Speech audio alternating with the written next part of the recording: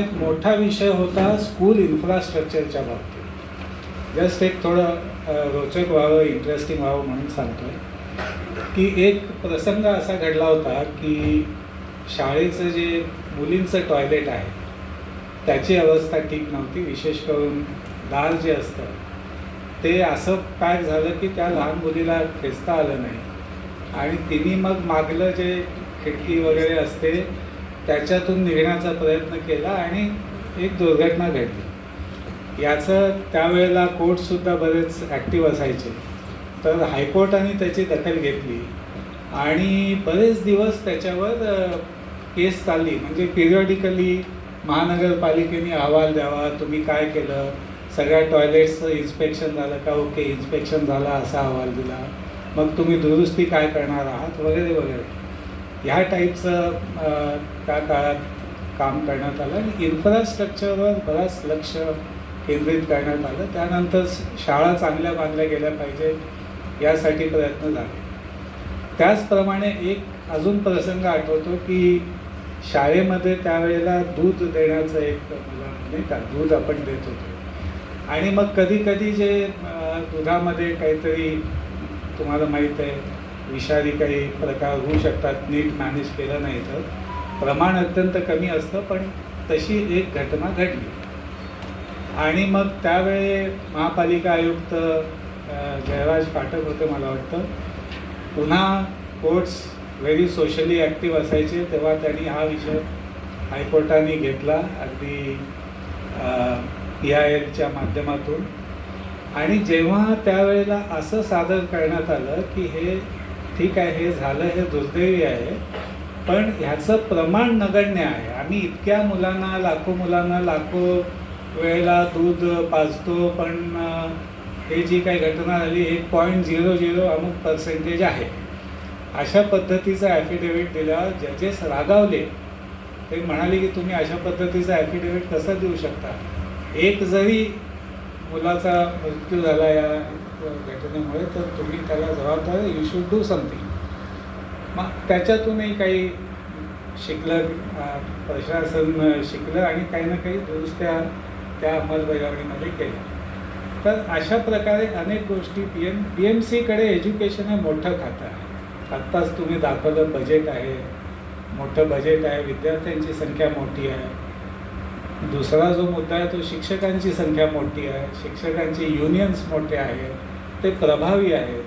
अशा सगळ्या गोष्टी म्हणून BMCचं एज्युकेशन डिपार्टमेंट हे मोठं डिपार्टमेंट आहे.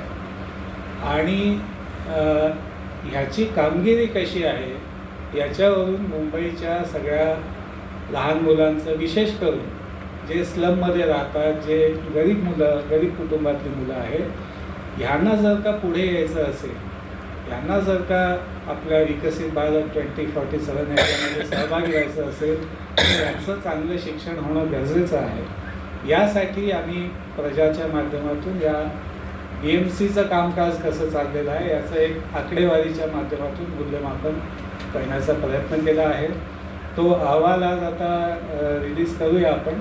पण याच्यात ज्या गोष्टी प्रामुख्याने समोर आलेल्या आहेत त्याचे 7-8 मुद्दे मला मांडायचे आहेत, जे आत्ता प्रेझेंटेशनमध्ये दाखवलं. पण तरी तर पहिलं असं आहे की BMC स्कूलचा शेअर 41% जो 15-16 होता तो 44% झाला आहे. म्हणजे BMC स्कूलकडे येण्याचा थोडा वाढलेला आहे, जी एक समाधानाची बाब आहे.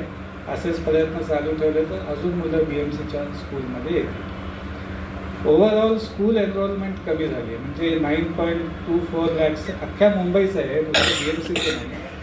9.24 lakh 15-16 मुलं शालेय व्यवस्थेमध्ये आली.